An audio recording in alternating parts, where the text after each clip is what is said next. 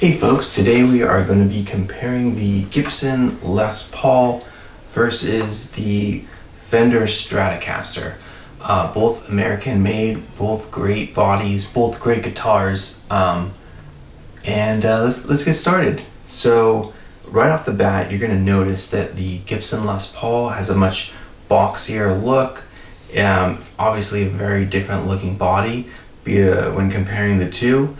And the Fender Stratocaster over here in white is going to be a little lighter when you're holding the two. So these Gibson Les Pauls definitely heavier, and if you're gigging with it and you've got a strap on, you're playing all night, by the end of your set, you're likely, if you're new to using these and you're not used to the weight, likely may hurt a little bit on your shoulders or your back, just getting used to the heaviness of that guitar.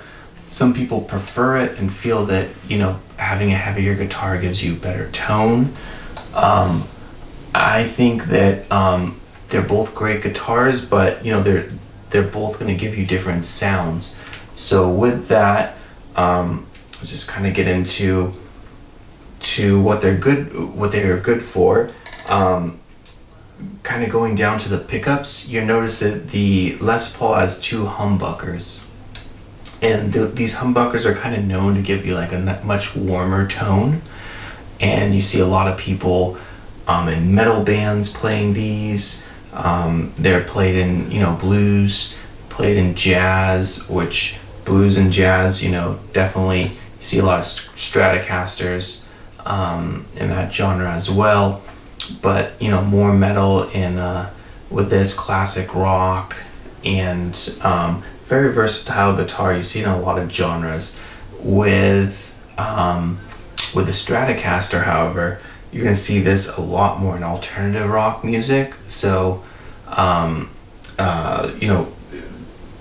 more often than not, if it's an alternative rock band, they probably have a Stratocaster. And then kind of going down as well, if you're a new guitar player, you may want to look at the Stratocaster, only because it is a more comfortable guitar to play. You can kind of see like it's got a nice tummy tuck right over here, whereas the Gibson Les Paul, it does have one, but it's definitely kind of minimal, and it doesn't feel as nice. Obviously the lighter weight helps too on these.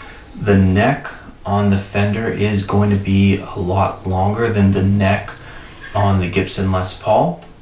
So if you're kind of looking at these two, this feels easier for me when I first started, because everything just felt more spaced out to me, whereas this felt like everything was closer and a little harder for me to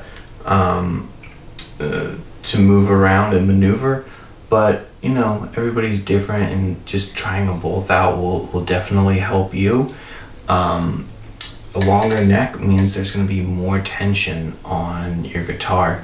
So when you're playing on the Fender Stratocaster, these strings are going to be a little tighter. There's going to be a little bit more tension than on this red Gibson Les Paul over here. And again, some people like that feel, some people don't. I actually love both guitars, and the way I choose which one I'm gonna pick up and play is really just whatever I'm feeling at the moment. The Gibson over here, nice little feature on obviously both of these guitars is just this three-way pickup switch. The Fender's gonna have a five-way. So if I were to go ahead and put this switch in the top position right here, then we're gonna be on the neck pickup up top. If I put it into the middle, you're gonna be using both. And if I put it at the bottom, then you're down here on the bridge pickup. So you have three different combinations here, and you're using them in different situations. Like if I wanted a really clean tone on here, I would probably put it up on the neck position.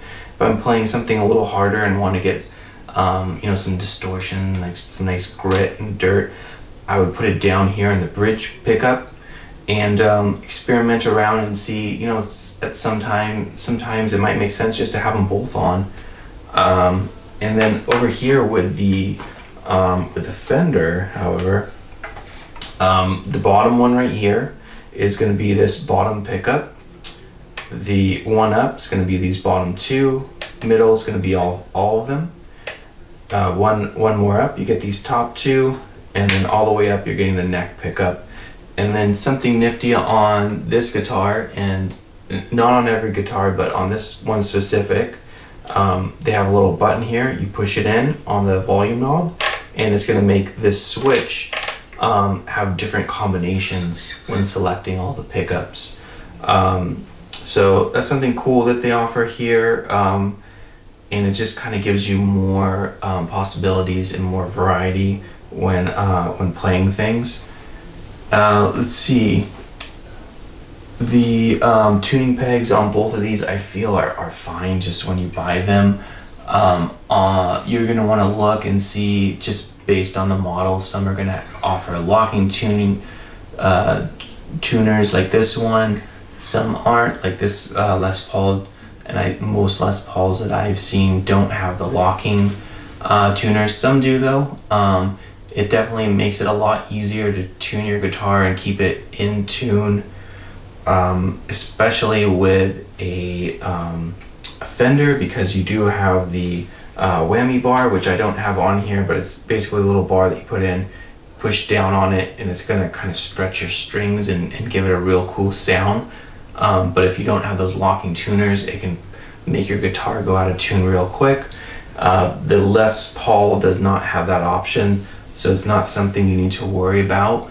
And then again, just kind of looking at the neck, these necks, they're a lot thicker on the red Les Paul over here.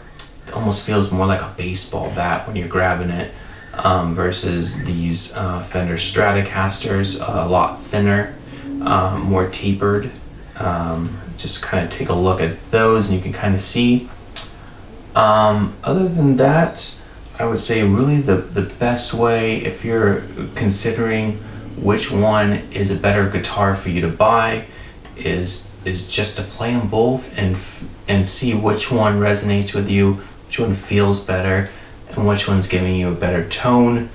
Another thing to consider when you are playing them, try different amps with both too, because you know, depending on the amp you're using, one may sound better than the other. So figure out what kind of amp you currently have, and before you go into your local music store, see if they have a similar amp to yours and try to use that when demoing both of these. That's really it. Hopefully this video helped you out, and make sure, if it did, to subscribe below, and I hope to see you in the next video. Thanks.